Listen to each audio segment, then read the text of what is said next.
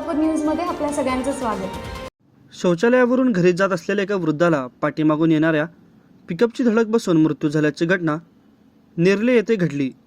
राजाराम केरू गोफणे, वय वर्ष 81, राहणार नरले, तालुका करमाळा असे मृत्यू झालेल्या वृद्धाचे नाव असून यामध्ये निष्काळजीपणे पिकअप मागे घेतल्याप्रकरणी चालकाविरुद्ध गुन्हा दाखल झाला आहे।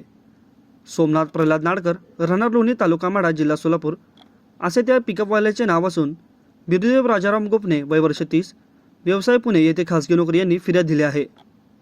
मृत्यू झालेल्या गोफणे यांचा मुलगा बिरुदेव यांनी फिर्यादीत म्हटले आहे की सकाळी वडील हे शौचालयावरून घरासमोरून येत असते तेव्हा पिकअप चालक नाडकर याने निष्काळजीपणे वाहन मागे घेतले।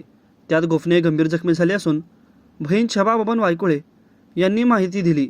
त्यानंतर ते तेथून नेरले येथे येण्याच्या तयारीत होते।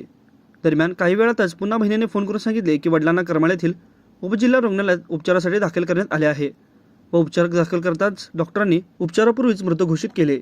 बिरुदेव यांच्या फिर्यादीवरून त्या पिकअप चालकाविरुद्ध गुन्हा दाखल करण्यात आला आहे।